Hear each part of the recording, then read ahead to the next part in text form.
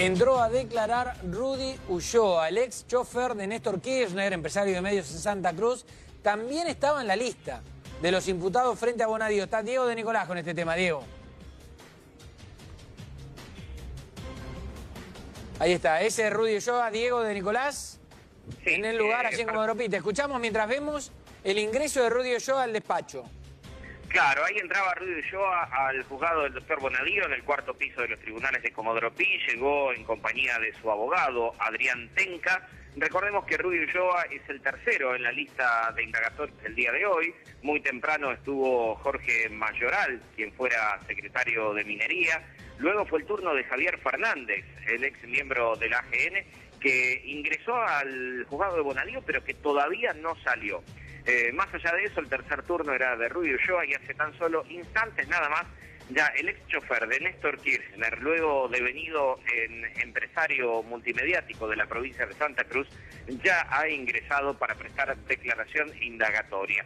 Y atención que hay todavía un testimonio más en indagatoria que vendrá a partir de las 11:30 o 12 del mediodía, que es Germán Nivelo, quien fuera segundo de José López allí en la secretaría, que todos dependían de Julio Devido. Así que ahora la novedad entonces es esa imagen que ustedes están observando, el ingreso, la llegada de Rudy Ulloa al juzgado de Bonadío. Ahí lo vemos, es ese de campera negra, está posa para las fotos, ingresa por ese pasillo, ahí está el despacho de Bonadío, y a declarar, ¿no? Un imputado más en la causa de los cuadernos. Hoy era el turno de Rudy Ulloa, pero no era el único hoy, ¿no, Gaby? No, no era el único. Y recuerda nuestra colega Lucía Salinas, hoy una nota en Clarín, que es la primera vez que Rudy Ulloa es citado a indagatoria. Un hombre que está denunciado desde por lo menos 2008 como parte de esa asociación ilícita que en su momento denunció Elisa Carrió, que lideraba Néstor Kirchner. Rudy Ulloa era un hombre más ahí. Hasta ahora,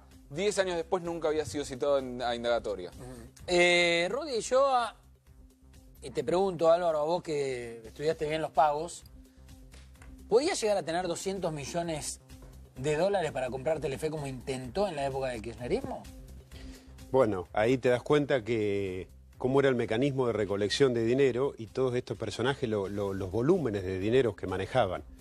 Pero mucho antes en el tiempo, cuando Kirchner era gobernador, a Rudy Ulloa se le detectó $1 millón en el Banco de la Provincia de Santa Cruz.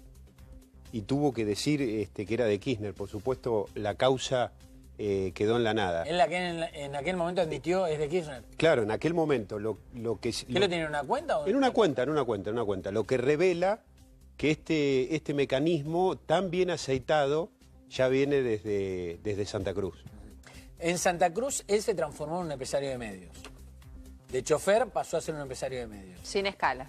Sin escalas, no, rápidamente, compré una radio, un diario. Después ya se empezó a transformar en una figura, digamos, nacional, al lado de Néstor Kirchner como presidente. Sí, claro, es así, pero bueno, por eso que uno se ha negado durante todo este tiempo a llamar a estos personajes empresarios. Yo recuerdo una vieja entrevista con la Nata ya en el 2006, cuando estaba en Del Plata con Romina Mangel, y yo decía... No le podemos decir empresarios, porque en un país normal ni siquiera pueden ser buenos empleados, ¿sí?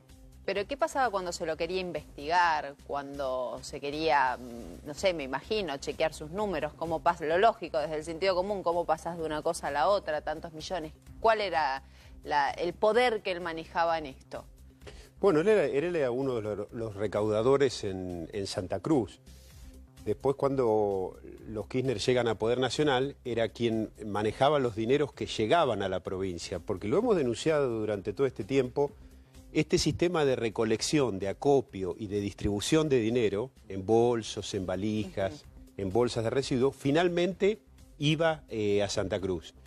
Y todos participaban. ¿Cuál es el distingo que hay que hacer? ¿Qué es lo novedoso con esto que ocurre? Que más allá de los personajes que vienen de Santa Cruz, Devido, Barata, José Francisco López, Jaime, Uberti, Rudy Ulloa, han hablado los empresarios, ¿sí?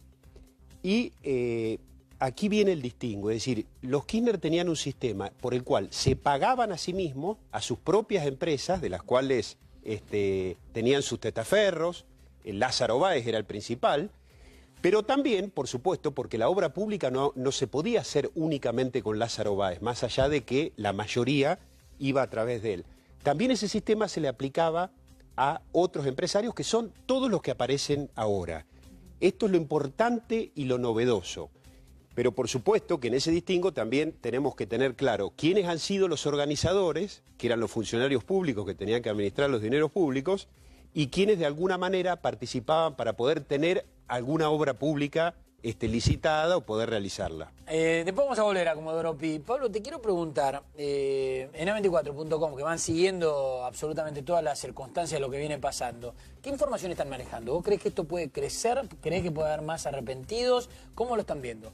A ver, esto es inmanejable. Esto es la caja de Pandora, se abrió y no sabemos dónde empieza y no tenemos ni idea de dónde termina. Y cuando decimos no sabemos de dónde termina, no sabemos si termina en el kirchnerismo, si termina en Cambiemos, si termina en el masismo, puede terminar en cualquier lado, porque en realidad lo que estamos viendo acá es una matriz de funcionamiento y de financiamiento de la política, por un lado, y del financiamiento personal de algunos políticos también. Me parece que en este sentido es importante distinguir las dos cuestiones. A ver. Bueno, ayer hablaban de que la plata que se recaudaba era para la política. Sí. Álvaro fue el primero en decir justamente que los Kirchner no eran ricos desde antes de llegar a la presidencia. No eran ricos desde antes de llegar a la presidencia. Con lo cual, de alguna manera hicieron la plata. ¿Está bien? Entonces, si nosotros vamos a decir que esto era simplemente para recaudar para la campaña, me parece que estamos mirando una parte. Bueno, eso es lo que están diciendo los empresarios ahora, ¿viste? Hubo el primero, Goicoechea dijo, barata me la pedía para la campaña y todos fueron atrás con el mismo argumento. En algún punto yo puedo exculpar a los empresarios y decir, yo pagué para lo que sea. Después, ¿qué se hizo con esa plata? Bueno, es un tema de ellos. Ahora, nosotros como periodistas y que sabemos cómo se financia la política y cómo se financian los políticos, tenemos la obligación de decir, perfecto, el empresario puso la plata. Extorsionado, no extorsionado, para hacer negocios, por lo que sea. Ahora, ¿a dónde fue esa plata? No, pero incluso si fue para campaña, ponele que fue para campaña, ¿no? Que, a ver, había una unidad básica en Juncal y Uruguay, había otra unidad básica dentro de Olivos. Bueno, yo te puedo... ¿Cómo quedó declarada esa plata que en teoría era para campaña? No, bueno, esa plata no se puede declarar si, desde el punto de vista de que las empresas no pueden financiar campañas políticas, entonces... En aquella época se podía, había montos, pero sí en lo que algunos había que hacer era registrar. En algunos tramos se podía, en otros no. O sea, siempre, a ver, sabemos lo que sale a hacer una campaña política en la Argentina. Pensar que toda la campaña política que hacen los principales partidos pueda financiarse solamente con dinero en blanco y con lo que formalmente declaran, es un delirio.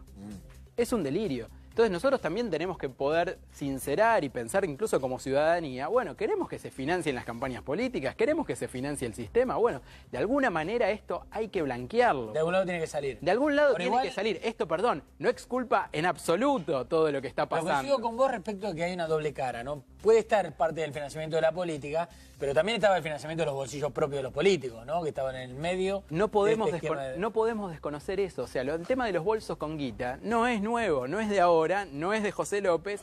Tenemos que ir a Felisa Micheli para recordarlo, ¿no? Entonces... ¿A vos te impacta verlo cómo apareció con los cuadernos? Yo creo que no, uno lo conocía, lo denunció. Yo creo que lo que la sociedad está tomando claro es el impacto económico de la corrupción, ¿sí? La trascendencia. Por un lado teníamos un gobierno, como bien señala acá, que su rol en la economía, es decir, el rol de ese gobierno que tenía el poder del Estado en la economía, era organizarse nichos para poder robar. Se hacía obra pública para poder robar, se creaban empresas para poder robar. Y por otro lado, vemos cuál fue la calidad de la inversión pública, es decir, obras que no se hicieron y obras que se hicieron mal porque lo que interesaba era robar. Llegamos a que la corrupción mata, ¿no? Digamos, volvemos a la misma conclusión. Ahora volvemos con este tema. ¿Vamos a la marcha?